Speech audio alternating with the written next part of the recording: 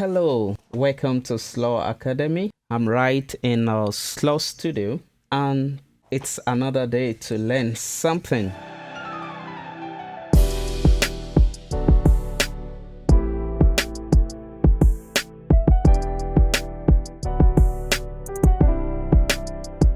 Today we'll be talking about how to mix stem files.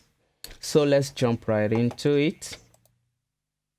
Here I'm having an empty project and I receive a stem folder from someone for mixing and mastering. The information you need to start mixing stem files are the tempo information and the sample rate in which the stems have been prepared. 44.1, 48, 96, and so on.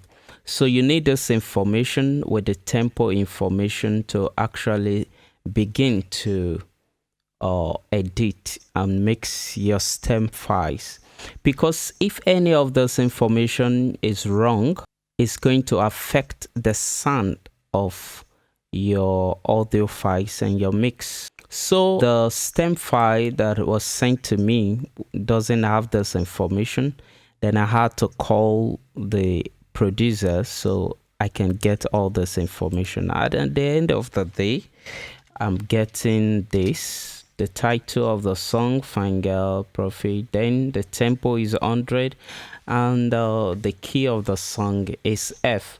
Nevertheless, there are ways to get all this information even without contacting the person that sent it. But it's always good if the producer has actually put all this information in the file name or the folder name. Alright, so what we need to do is to set our Cubase project to fit in with all this information. So we fit this information into our Cubase project. Alright, tempo is 100, sample rate is 48 kilohertz.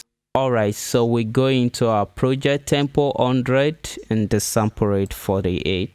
So Shift S will bring out the project dialog box, which is here. Sample rate 48, bit depth can be 32, 24, depending on what that person has processed the file in. Actually, you might just ignore this. You okay that and you set your tempo to 100. This will enable the files to synchronize with your project bars, so you can actually move in beats and bars when you are moving things around. For example, copying the chorus from a point to another, that won't be a problem.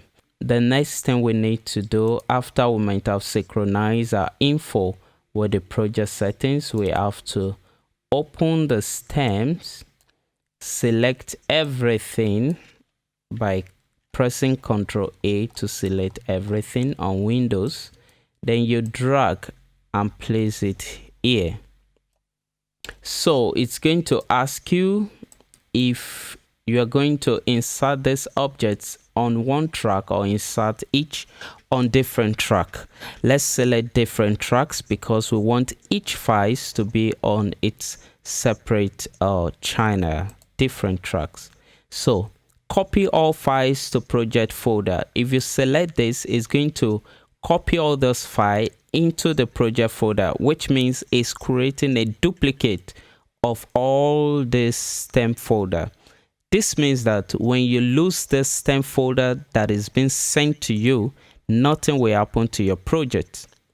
But if you deselect this, you must have to protect these stem folders, because if anything is wrong with any of this file that you have received, then it's going to go missing in your project.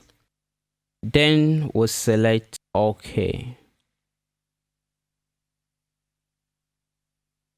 So the next thing we have to do after getting our stems here is to reorder them. Okay, so like we don't even know what is what. The backups, the lead vocal, the drum beat, is there snare, the guitar instrument and all that. So we have to now listen to what is in the project. So we have this.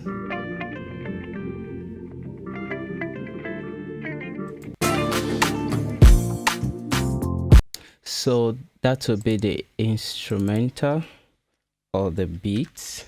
Okay, so you have to start renaming to keep your project organized. The beat endo.